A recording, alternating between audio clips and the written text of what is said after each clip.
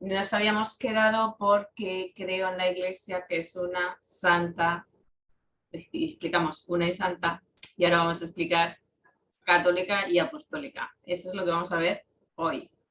Así que empezamos por católica.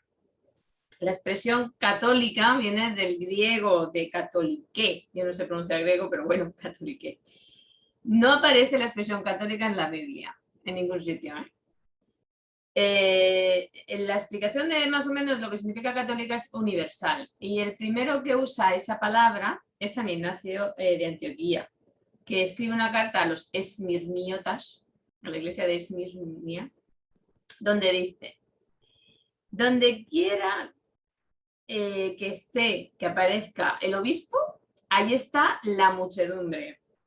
Al modo que donde ahí estuviere Jesucristo, donde esté Jesús, allí está la iglesia universal. Y ahí es donde usa la palabra universal, que en griego es católique eclesia, iglesia universal. Y le hace así: donde esté el obispo está la muchedumbre. Tenía que ser muy bonito, porque tal y como lo explica él, es que el obispo fuera donde fuera siempre había un montón de gente. Por eso decía que era como Jesús cuando la gente le seguía vamos, que miles de personas, como se ve luego en la multiplicación de los peces, en el monte de las bienaventuranzas. Es que tiene que ser una preciosidad. Entonces, no solamente lo usa en el sentido, San Ignacio de Antioquía, decir que es totalidad, universal, total, ¿no? Sino que también se usa como auténtica. O sea, la Iglesia católica es universal y es en el sentido de autenticidad, auténtica. Por eso nosotros decimos que la única iglesia, la auténtica iglesia es la Iglesia católica. Y ninguna otra iglesia usa esa palabra, ni se la adueña. Ninguna. O sea, los protestantes, por mucho que digan, no van por ahí diciendo somos universales en absoluto. Ojo aquí. Bien, entonces, a finales del siglo II es cuando se aplica esto como que la verdadera iglesia es la Iglesia católica, va unido. O sea, decir iglesia católica es decir iglesia verdadera. ¿Vale? Esto es desde el siglo II. Entonces, San Cirilo de Jerusalén amplía esta idea de lo que significa católica. Y dice, recoge más sentidos, un montón de sentidos. La católica no es solo una cosa. Si nosotros pensamos católica es universal, espera, vamos a matizar. Entonces tenemos que la iglesia se llama católica universal, dice San Cirilo, porque está esparcida por todo el orbe de la tierra, ¿no? Del uno al otro confín. Esto como la poesía esa de por 10 cañones por banda, viento en popa todavía. Pero pues igual, la iglesia está extendida del uno al otro confín. Por eso dice que es universal. Pero también dice que es universal porque de un modo universal y sin defecto enseña todas las verdades de fe que el hombre debe conocer. Por eso es universal, porque enseña todas, universal, totalidad, ¿vale? Todas las verdades de fe. Entonces, y también es católica, universal, porque induce al verdadero culto a toda clase de hombres. Eso ya es como lo entendemos nosotros. Universal es que está dirigida a todo el mundo sin distinción. No somos un grupo exclusivo VIP, que nada más que determinadas personas pueden entrar. No, para nada, todo el mundo. Y finalmente, también es universal, o sea que veas cuántos tipos tiene, ¿no? También es universal porque cura y sana toda clase de pecados sin excepción, tanto los internos como los externos. O sea, no hay pecado que la Iglesia no sane. No hay pecado que Dios no perdone, por eso es universal. Y además también es universal porque posee todo género de virtudes, cualquiera que sea su nombre, en hechos y palabras y en cualquier clase de dones espirituales. La totalidad de la gracia de Dios. Que esto lo estuvimos explicando en semanas anteriores. ¿Vale? Entonces, católicas, todo eso. Todo eso significa universal, todo eso significa la totalidad. Bueno, entonces el catecismo resume y lo divide en dos grupos, porque claro, dices tanta cosa, ¿no? Lo divide en dos grupos. Entonces dice el catecismo que es católica porque Cristo está presente en ella y entonces le confiere la plenitud de los medios de salvación. Ese es el primer bloque, que ahí está metido, que perdona y sana multitud de pecados, todos los pecados, y que tiene todas las gracias y todas las virtudes, ¿vale? Esa parte la mete ahí. Entonces, ¿cuáles son los medios de salvación, no? Y enumera. Confesión de una fe recta y completa. O sea, te salvas si haces confesión, te lo crees, recta y completa. Todos los artículos del credo. Tienes que creértelos todos, si no, no eres católico. Es que no lo eres, ¿vale? Vida sacramental íntegra. No solamente íntegra, que hay que acudir a todos los sacramentos, obviamente. Yo no voy a recibir nunca el orden sacerdotal, pero a los que puedo acceder, obviamente los recibo. Y también es íntegra en el sentido de que no tiene que haber falsedad a la hora de recibir los sacramentos. O sea, una persona íntegra es una persona verdadera, auténtica, coherente. Eso también. Y ministerio ordenado con sucesión apostólica. O sea, la jerarquía de la Iglesia, que eso lo vamos a explicar para después. Entonces, la Iglesia con esas tres cosas, confesión de una fe recta y completa, vida sacramental y ministerio ordenado, ya era católica en Pentecostés. Ya lo era. Ya tenía su jerarquía, estaba Pedro por encima de todos, a ti te daré la llave, pastorea mis ovejas, estaba en Pentecostés. Se reunían y estaban juntos con el pan, la comunión con la Virgen, precisamente eso es lo que estaban haciendo en el cenáculo, y confesión de fe recta y completa, que es lo primero que hace Pedro cuando en Pentecostés abre la puerta. ¡Pum! Esta es nuestra fe. Vosotros que cogisteis, lo matasteis, resucitado, pum, pum, pum. Que de ahí vienen todos los artículos del credo. Bien, entonces ya en Pentecostés ya era católica y universal. ¿Por qué era universal? Porque no era solamente para los judíos, precisamente todos los que escuchan a Pedro, pues vienen de todas las partes de entonces de la tierra conocida, y cada uno les escuchaba en su lengua. Y Pedro no dice, a ver, separarme por aquí a los judíos que voy a hablar con ellos, y luego separarme, no. Ya en Pentecostés se da esa universalidad de a todo el mundo, de que ese mensaje se le da a todo el mundo. A los gentiles que estaban cerca y lejos de Jerusalén. Esto aparece en Mateo 28-19, que había que anunciar el evangelio a todo el mundo, a los que estaban en los confines de la tierra. O sea que vemos en Pentecostés lo que es la Iglesia. Entonces, católica porque ha sido enviada por Cristo a la totalidad del género humano a cumplir su misión. O sea, católica también quiere decir que es universal en el sentido de que tiene que cumplir la misión de Cristo, que es anunciar la buena noticia y la salvación. Entonces tiene que administrar los sacramentos. O sea, no vale con que yo tengo el sacramento, sino que te lo tengo que dar a ti. No vale con que yo tengo la fe, sino que te la tengo que transmitir a ti. Y no vale con que yo cumpla con la jerarquía de la Iglesia, sino que además yo me integro dentro, ¿no? Yo me meto dentro de la Iglesia y además pues, se van ordenando sucesivos sacerdotes allí donde se necesita, obispos y tal, y se continúa la tradición. Vale. Como consecuencia, cada una de las iglesias particulares, nos vamos a ir a una parroquia, la parroquia de la esquina, y cada una de esas iglesias es católica y universal. Esto quiere decir que la parroquia de la esquina no puede decir tú no entras, no puede decir tú no eres de la iglesia, no, perdona, es universal. Esa parroquia que la gente piensa, ay, es que esta parroquia, si tuviera tal o si tuviera cual, no, tiene todos los dones y virtudes, todas, porque Cristo está en ella. Entonces, todas las gracias están en esa parroquia, por muy pobrecita que sea. Están todas otras cosas, que tú te abras a la gracia, que la parroquia se abra a la gracia, pero estar está. Y en esa parroquia se debe profesar la fe y el apoyo y seguir a la jerarquía de la Iglesia. Tiene que estar unida a la jerarquía de la Iglesia para que sea católica. Si alguna de esas cosas falla, oye, pues igual no es entrar en una parroquia católica. Igual no se han dado cuenta, pero igual no estás en una parroquia católica. Que eso lo vamos a ver ahora después. Bueno, que me lío. Misión de la Iglesia. En el cumplimiento de esa misión que he dicho yo, la Iglesia es católica porque responder a esa misión O sea, a esto que estoy diciendo yo, de decir, bueno, pues voy a transmitir la fe, no es optativo. O sea, no puede decir, no, bueno, pues no me interesa o durante 4 meses la iglesia no va a hacer esto. La iglesia durante 4 meses no va a profesar su fe o no va a dar sacramentos o no, por ejemplo, no es optativa, tiene consecuencias. Entonces, ¿por qué? Porque hay que cumplir la voluntad de Dios. ¿Y cuál es la voluntad de Dios? Que todos los hombres se salven y lleguen al conocimiento pleno de la verdad. ¡Ay de mí si no evangelizara!, dice San Pablo. ¡Ay de mí! Es que no puedo dejar de hacerlo.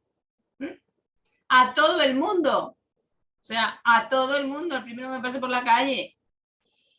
El Catecismo de la Iglesia Católica dice que los que obedecen a la moción del Espíritu, ya dijimos que toda esta parte de creo en la Iglesia es el desarrollo de la parte de creo en el Espíritu Santo, porque el que guía, el que impulsa, que santifica y todo lo que estuvimos viendo es el Espíritu Santo, ¿vale?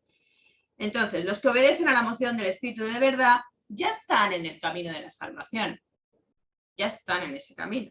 Pero la Iglesia, a quien se le ha confiado esta verdad, debe de ir al encuentro de los que la buscan para ofrecérsela. Aquí es donde está el punto de que no se puede hacer proselitismo. Tú la quieres de verdad, la estás buscando, sí, yo te la ofrezco. No la estás buscando, no te la voy a meter con cuchara. No, no te lo puedo obligar, yo te la puedo ofrecer. También puedo hacerte ver que la estás buscando, que era lo que hacía San Pablo cuando llegó al Areópago. Esto, vosotros en realidad sí la estáis buscando esta fe, porque tenéis al Dios desconocido. Entonces, pero si se iba alguien que estaba escuchando a Pablo y se iba, no decía, ¡hala! Se me ha ido, ¿no? Él seguía, ¿vale? Porque no obligaba, no decía, retenerlo, que no escape, que no se escape, coger, cerrar las puertas. Eso San Pablo no lo hacía, ¿vale? La iglesia no es proselitista. Ofrece, porque también descubre esa búsqueda. ¿Por qué? Porque cree en el designio universal de salvación para todos. Y como cree que es para todos, no se le niega a nadie que quiera saber la verdad. No se le puede negar a nadie. No puedes decir, espérate un momento a que llegues al nivel 4 de avanzado para que yo te explique esto. No, señor, tú tienes hambre, tú tienes sed, yo te lo explico. ¿Tú quieres saber esta verdad de la iglesia? Sí, pues te la explico. Porque yo quiero que te salves. Y si me espero a dentro de 5 años a explicártela, pues a lo mejor no te salvas, porque no te la he explicado. Pecado de omisión. Esto viene como un pequeño tirón de orejas para los que siempre dan un nivel muy bajito de doctrina. Hijos míos, que la gente se muere de hambre. Que tú no puedes negarle una verdad de fe y un conocimiento a una persona que la está buscando. Otra cosa es que la adaptes a su nivel, pero la verdad se le puede decir a todo el mundo. Porque hay de ti, sí, pasa la persona buscando una verdad y tú, hombre, la cosa es que no te lo sepas. Entonces le dices, bueno, pues espera un momento porque yo mismo tengo que flagelarme y buscar porque debería sabérmelo y ya te lo explicaré después. Eso sí. Ahora, negarme porque considero que no puedes estar al mismo preparado para esa verdad, no, espera. Vamos a adaptarlo y vamos a empezar a ir hablando poco a poco, pero no voy a negártela. Entonces decía el Papa Juan Pablo II, que la misión está por estrenar. O sea, que si nos creemos que ya hemos evangelizado, porque fíjate cuántos siglos llevamos ya y tienes un montón de material y tienes un montón de libros, los santos padres y tal. No, la misión está por estrenar. ¿Por qué? Porque vienen generaciones nuevas. Es que es prácticamente como empezar de cero. Bueno, no es que es empezar de cero. Quiero decir, un niño que nazca ahora, pues le parece muy bien todo lo que hay, pero tú tienes que empezar con ese niño desde cero, con tu misión de evangelizarle, desde ya. No te vale darlo por sabido, es que no se da por sabido, es que no ¿cómo van a saberlo si tú no se lo das? Esto es así. Entonces, vamos a la famosa pregunta, ¿hay salvación fuera de la iglesia? Pues hay una frase del Lumen Gentium que voy a leer, Lumen Gentium número 14, que dice así: no se podrían salvar, y siempre está en condicional porque dejamos la salvación en manos de Dios, ¿vale? Pero digamos que lo tendrían muy difícil. Los que, sabiendo que Dios fundó por medio de Jesucristo la Iglesia Católica como necesaria para la salvación, sin embargo, no hubiesen querido entrar o perseverar en ella. Esto es dolo o culpa, no es yo no lo sabía, sino que claramente sabiéndolo, no quiero perseverar en ella.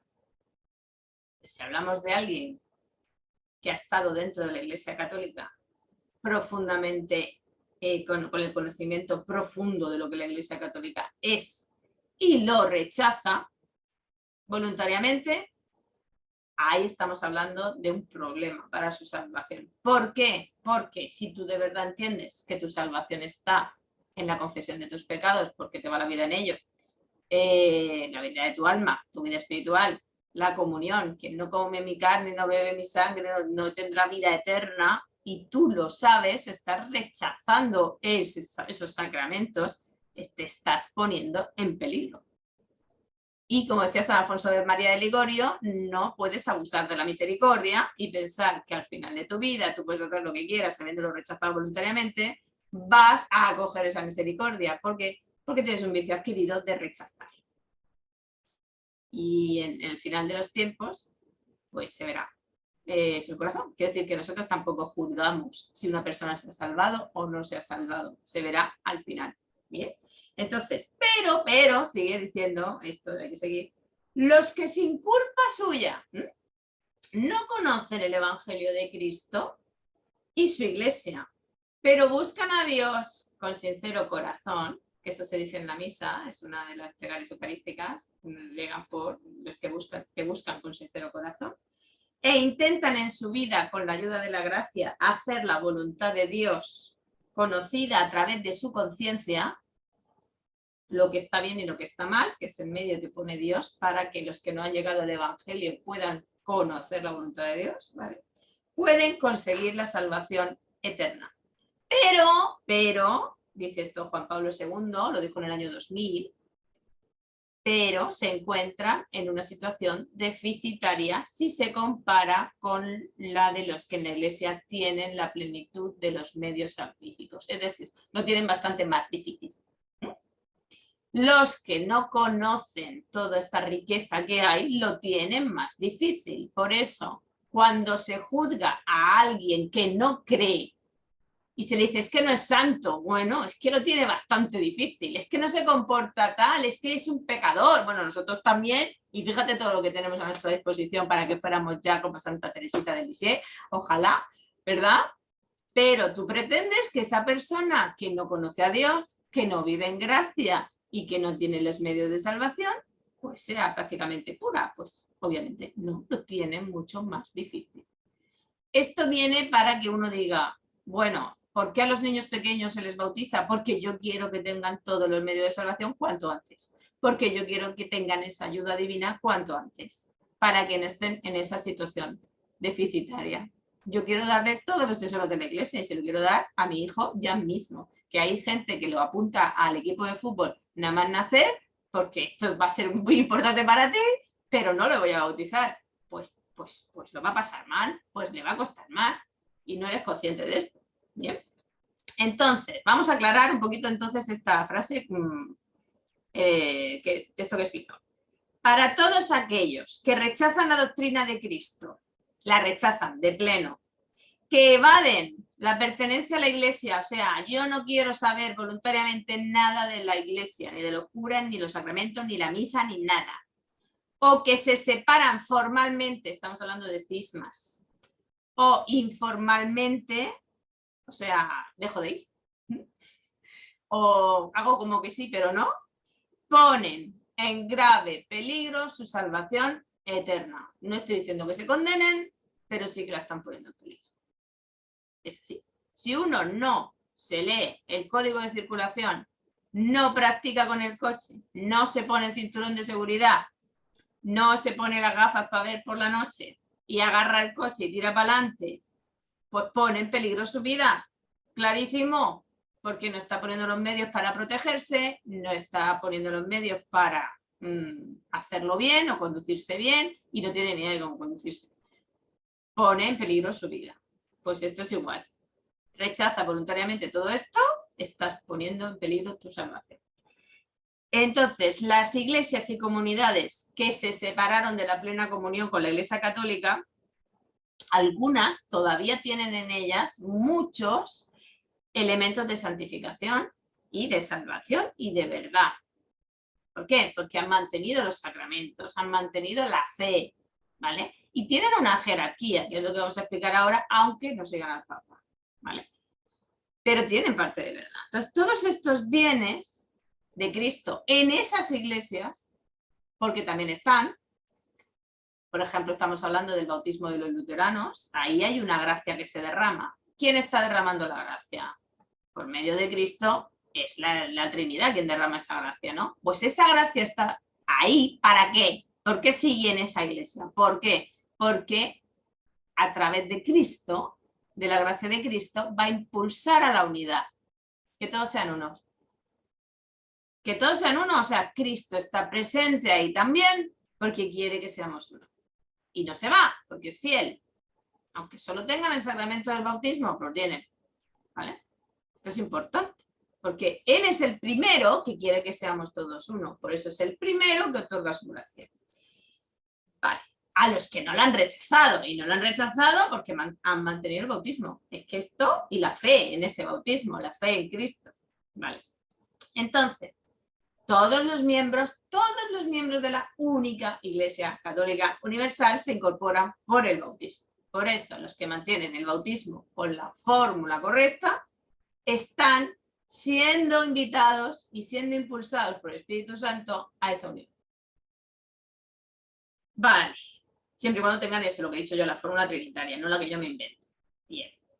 Por eso decimos que son hermanos, ¿vale? Por eso decimos que son hermanos. ¿Por qué? Porque todos hemos sido bautizados, todos somos hijos de Dios, entonces, y por lo tanto somos todos hermanos. Entonces, todas esas iglesias y comunidades que se separaron fueron iniciadas por hombres. Por eso no son las verdaderas, por eso no son católicas, porque la Iglesia Católica es impulsada, es creada por Dios mismo, o sea, por Jesús. Entonces, la autoridad para guiar a la Iglesia la dejó Jesucristo en San Pedro, que la liamos, en San Pedro, y que continúa tras 21 siglos en sus sucesores, ¿vale? Entonces, muchas comunidades cristianas se llaman a sí misma Iglesia, pero no son católicas. ¿Por qué no tienen esto? ¿Vale? Porque es triste, porque cuando se separaron con Lutero, cuando hubo la reforma de Lutero y se separaron, se hubieran mantenido, porque dijeron, no estamos de acuerdo con el Papa, vale, pero si hubieran mantenido los sacramentos, hubieran tenido mucha más cercanía, como hicieron los ortodoxos. El problema es que los perdieron. Ellos ya no tienen la Eucaristía, ellos tienen la comunión. No se confiesan. Perdieron los sacramentos, pero hubieran seguido con la sucesión apostólica, porque a mí un apóstol me ha hecho obispo, tal, pero yo mantengo los sacramentos, la fe intacta. Ahí está. No mantuvieron la fe intacta, no mantuvieron los sacramentos y por eso están como están. Sin embargo, los ortodoxos mantuvieron la fe intacta, mantuvieron los sacramentos y lo único, y la jerarquía, quiere decir, ellos siguen teniendo sucesión apostólica, que lo explicaré después. Lo único es que no siguen a Pedro. Es lo único, que la jerarquía no está. Por eso están tan cerca los ortodoxos.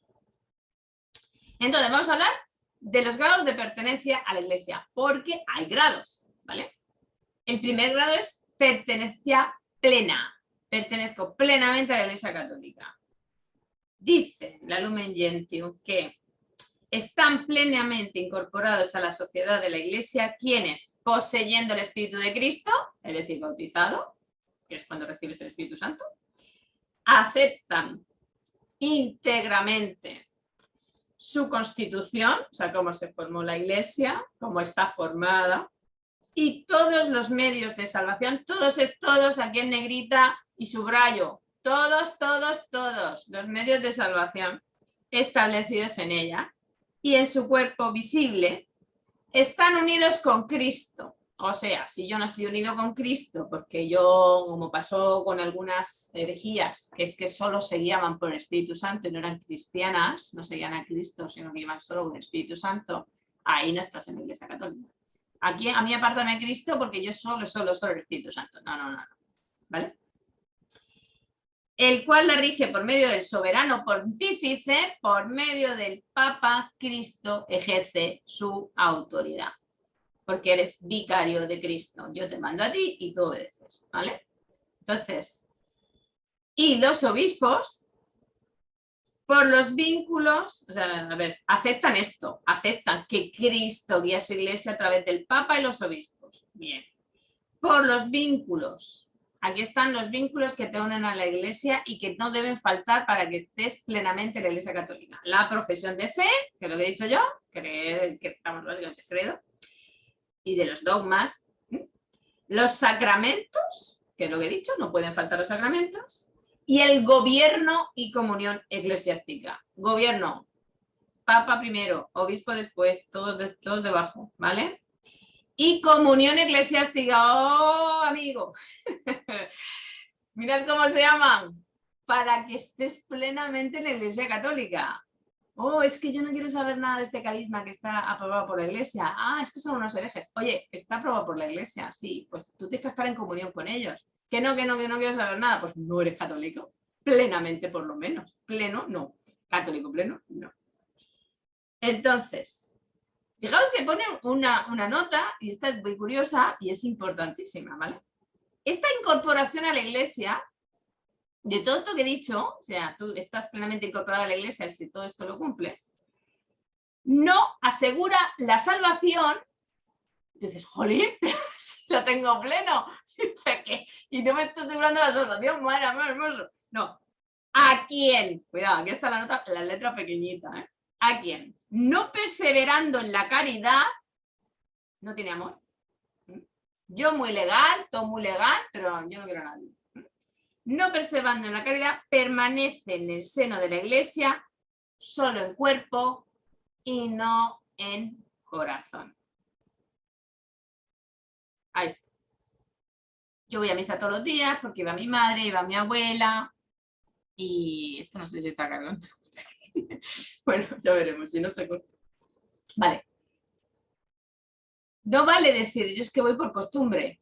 Sí, me sé toda la doctrina, uy, mi catequista era maravillosa, yo soy católico, apostólico, romano. Yo escucho así de gente que dice, yo soy católico, apostólico y romano, pero de corazón, nada de nada. No buscan la santidad.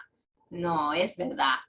No buscan sobre todo el amor, que les invada el amor, que ese amor de sobrenatural que estuvimos hablando, el cope todas las virtudes y se note cómo se aman. No es cierto. Entonces, esta situación de participar plenamente en la Iglesia Católica no es mérito nuestro. ¡Hala! ¡Que no! Que tú es que yo soy súper mega católico. Yo soy ya friki de la Iglesia Católica. Muy bien, pero no es mérito tuyo. En absoluto, no es mérito tuyo.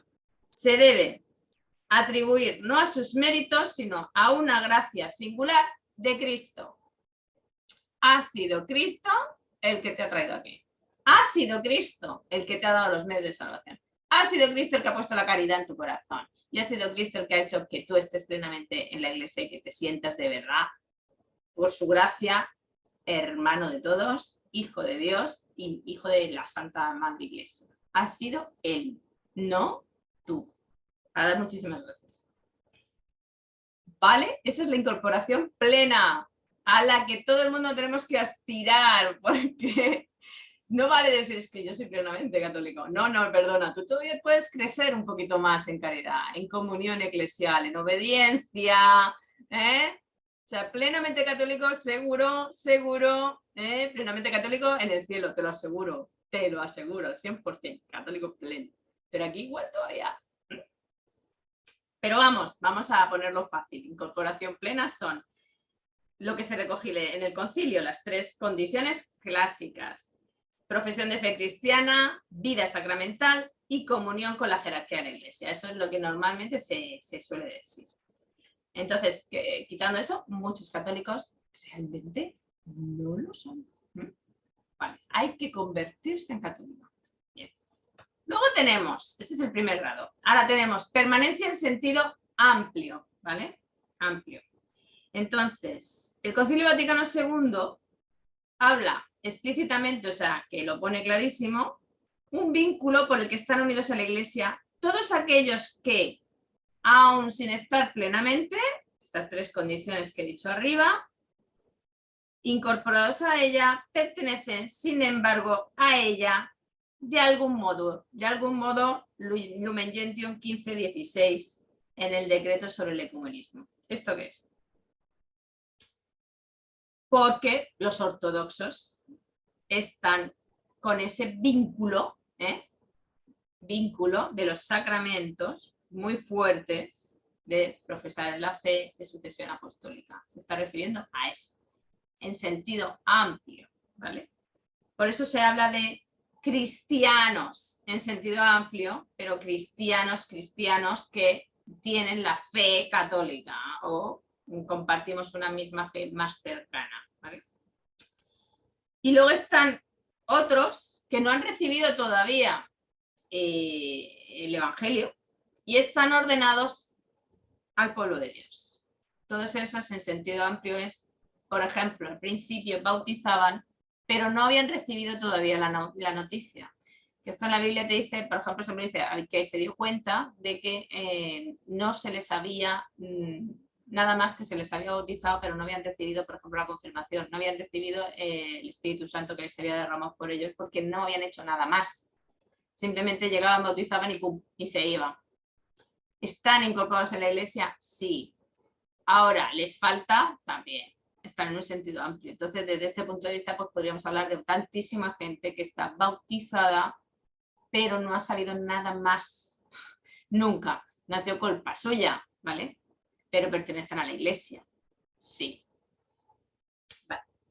Y luego se habla de cierto vínculo con la Iglesia, pero no se cumple ninguna de las tres condiciones, ni la profesión de fe, ni nada de nada. ¿Esto qué puede ser? Pues, por ejemplo, en Japón, en la iglesia escondida, las abuelas transmitían la fe y tal cual, pero no, la gente tiene como cierta tendencia a, bueno, sí, tiene que haber un algo, o había unos símbolos, o era la fe de mi familia, ¿sabes? Que está como un poco así, pero que está como muy hetero, pero que si se lo explicaran, realmente ellos se incorporarían en la iglesia. Vale, entonces, ecumenismo. ¿Qué es el ecumenismo? Ecumenismo es trabajar en la unión que quiere Cristo. Eso es el ecumenismo. Todo el mundo trabajando en la unión que quiere Cristo. Pero eso no significa que haya que ignorar alguna verdad de fe. Esto no lo vamos a explicar porque vamos a entrar en problemas, en conflicto, o disfrazar verdades fundamentales para la salvación. Tampoco. No se puede edulcorar la fe. Ahora, ¿nos va a ayudar a unirnos, como son los gestos que hacen los papas? Que yo te dé las reliquias de no sé qué santo que tenga la Iglesia Católica que vosotros no tenéis y que yo te las dé a ti, Iglesia Ortodoxa o Iglesia Grecolatina, tal, para que tú te sientas más unido y es un gesto que nos une. Voy. Y allá va el Papa. ¿Nos va a unir más que juntos hagamos una lectura del Evangelio tal con la Iglesia protestante? Sí. ¿Es la misma lectura? Sí.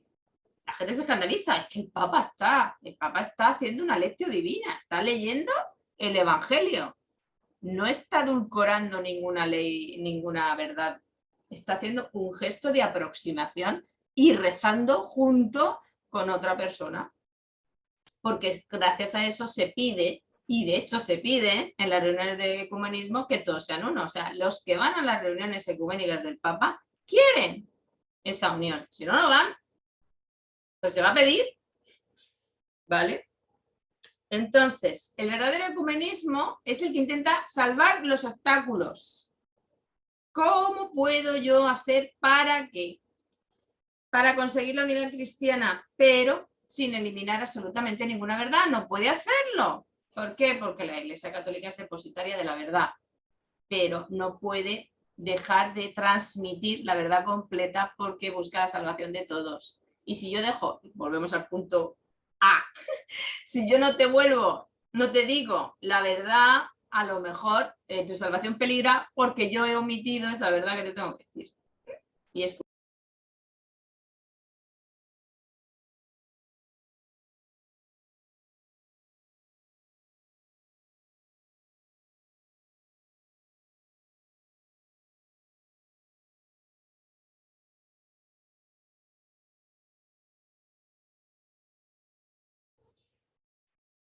apostólica. Ya hemos visto que es católica la Iglesia y ahora que es apostólica. La Iglesia es apostólica por su origen, porque fue construida sobre el fundamento de los apóstoles. Esto está en Efesios 2.20 de la Biblia. Entonces, también es apostólica, significa, ser apostólica significa, tiene varios significados, igual que hemos visto con la parte de la católica. Entonces, apostólica primero por la enseñanza, porque es la enseñanza de los apóstoles, lo que nosotros tenemos, ¿vale? Que es la enseñanza de Jesús, porque la de los apóstoles no es que sea suya, ¿eh? Bien, entonces la Iglesia guarda y transmite con la asistencia del Espíritu Santo, el Espíritu Santo y nosotros. Es que la gente, cuando habla de la Iglesia, es que la Iglesia dice, la Iglesia nunca dice nada por su cuenta. La Iglesia, cuando habla de doctrina fundamental, la verdad, cuando habla de la verdad, nunca es la Iglesia sola. Es la Iglesia con el Espíritu Santo. ¿Vale? Entonces, transmite y guarda junto con el Espíritu Santo, con lo cual es el Espíritu Santo garante de que eso no se va a perder, bien, la misma enseñanza de los apóstoles. Dice la Dei Verbum, la Constitución Dei Verbum.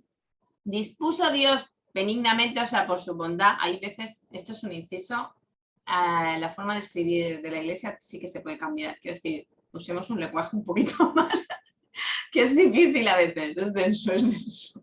Bueno, dispuso Dios benignamente, o sea, por su bondad, que todo lo que había revelado para la salvación de todos los hombres permaneciera íntegro para siempre y se fuera transmitiendo a todas las generaciones. Como Dios es bueno y quiere que todos los hombres se salven, no le voy a contar la verdad solo a mis apóstoles y a vosotros no, porque mis apóstoles eran un club de elegidos super iniciados en los secretos arcanos.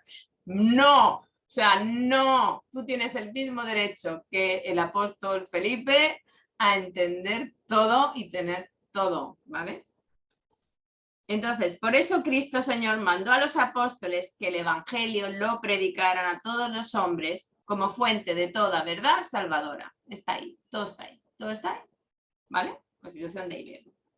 Bueno, esto lo hicieron los apóstoles fielmente, transmitiendo además con su ejemplo de vida todo lo que habían recibido por la palabra. O sea, esto no es yo soy como hacían los judíos, me lo sé de memoria y como me lo sé de memoria te lo transmito de memoria, pero luego yo hago lo que hago en mi vida, no tiene nada que ver con lo que yo te he transmitido. No. O sea, por eso es tan importante la tradición, porque están los ejemplos de vida, como el de San Ignacio de Antioquía, que está hablándole que la Iglesia es universal y que la gente está alrededor del obispo. Pues efectivamente, cuando al obispo lo van a matar, que se lo llevan a que los leones se lo coman, está todo el mundo alrededor del obispo, está esa muchedumbre del que él está hablando, está dando, o sea, es coherente lo que dice con lo que ocurre. Bien, entonces, más para que el Evangelio se conservara íntegro y vivo en la Iglesia, los apóstoles dijeron, nosotros no vamos a vivir, bueno, eternamente sí, pero vamos, no vamos a estar en la tierra eternamente, ¿vale? Entonces vamos a hacer sucesores, que son los que se llaman obispos, ¿vale? Dejándoles su encargo en el magisterio, ¿no? Vas a hacer exactamente lo mismo que hemos hecho nosotros, lo mismo. Entonces, dice el Concilio Vaticano II, para que continuase después de su muerte la misión a ellos confiada, encargaron mediante una especie de testamento a sus colaboradores más inmediatos que terminaran y consolidaran, o sea, mucho más fuerte, mucho más unida, mucho más de lo que nosotros, que está empezando a crecer la Iglesia con los apóstoles, tenemos. La obra que ellos empezaron. Entonces, les encomendaron que cuidaran de todo el rebaño en el que el Espíritu Santo les había puesto para ser pastores de la Iglesia de Dios. Entonces nombraron a algunos varones, cogieron a algunos hombres, esto es así. ¿Por qué? Porque hicieron lo mismo que hizo Jesús. Jesús cogió apóstoles, hombres, para fundar su iglesia y ellos hicieron lo mismo. ¿Por qué? Porque Jesús lo hizo así. Y ellos transmiten lo que Jesús les ha dado y ya está. Y luego, a ver, otros hombres, y después de su muerte, una vez que murieran esos, tenían el mandato de coger a otros hombres probados. ¿Qué son los hombres probados? Pues los que han pasado por dificultades. Para mostrar, dice, tú dices que tienes fe, sí, a veces he probado, porque es muy fácil decir yo amo a Dios hasta que pasa por ti la prueba del sufrimiento o la prueba de la duda. Entonces se buscaba gente que viviera esa fe, que la viviera realmente, que se viera que en la prueba se mantenía fiel a Dios. No gente que, bueno, sí, bueno, no. Y además es que la mayor parte de los primeros obispos eran todos mártires, y los papas igual, duraban nada. Duraban un telediario, como se decía antiguamente, ¿no? Se los cargaban directamente por su fe. Entonces, cada obispo que ha sido ordenado ahora podría trazar una línea sucesoria y llegar a un apóstol. Clarísimamente. A mí me ordenó tal, que le ordenó tal, que le ordenó tal, y llegamos hasta el apóstol. Entonces, es apostólica por esa transmisión de la enseñanza, ¿vale? Pero también es apostólica por su estructura, que no es otra cosa que la estructura que se ha heredado de los apóstoles. Una cabeza, Pedro, y el resto de los apóstoles juntos, que se reunían juntos para tomar decisiones. Por eso San Pablo, cuando dice, oye, no, que vamos a quitar la circuncisión, ¿sí? O sea, que vamos a quitar la circuncisión. Y se vaya a hablar con Pedro, Pedro está con los otros apóstoles. Y entre todos lo hablan, pero la decisión es de Pedro. Pero lo hablan entre todos, allí. Bien, pues esto es igual. Entonces, los obispos están en comunión con el Papa, igual que los apóstoles estaban en comunión con el Papa. San Pablo estaba en comunión con Pedro. Por eso va a hablar con él, porque está en comunión con Pedro. Y como es la cabeza, él podría tomar la decisión por su cuenta, pero no la quiere tomar por su cuenta, quiere tomarla contando con Pedro. Por lo tanto, va para allá y lo cuenta con él. Y Pedro escucha a San Pablo. Por eso el Papa hace sínodos, porque el Papa escucha a sus obispos. Por eso hace reuniones con los obispos de no sé dónde, con los obispos de no sé quién, de esta zona y de la otra. El Papa escucha a los obispos, siempre. No veréis ningún papa negándose a hablar con ningún obispo de ninguna zona. Que no me reúno con vosotros, que me he peleado. No, hasta Benedicto XVI se juntó con los alemanes cuando estaban tan. Porque son obispos. Bien, vale.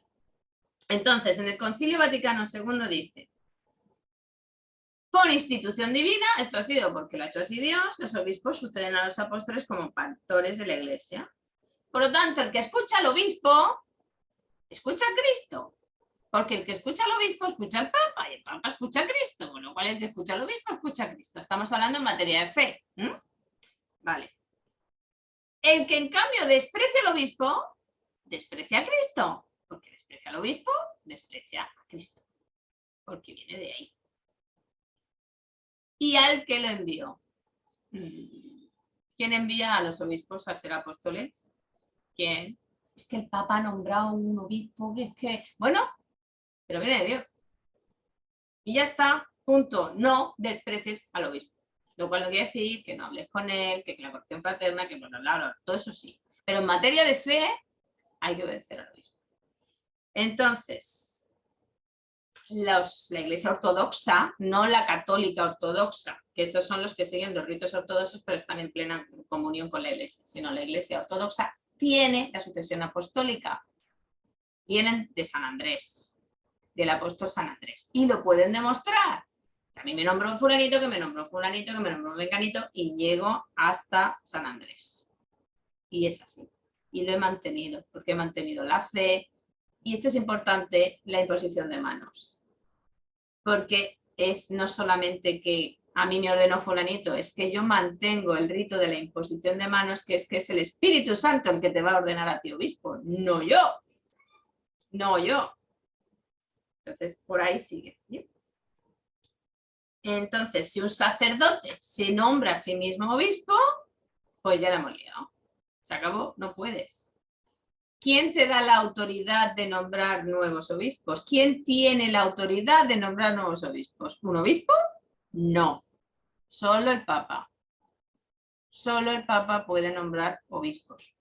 Un obispo no puede nombrar a otro obispo, por mucho que diga que yo soy la iglesia verdadera y me he peleado con el Papa. No. Eres un obispo, puedes nombrar sacerdotes. No puedes nombrar obispos. ¿No puedes? No puedes. Y un sacerdote no puede nombrar a otro sacerdote. No puede, porque entonces la estructura no es apostólica. Porque tú sigues a la estructura apostólica y está hecha así. Ya está. Bueno. Por eso, la jerarquía no tiene el poder de modificar la doctrina en absoluto, ¿vale? Ni la revelación, ni tampoco tiene autoridad para cambiar eso.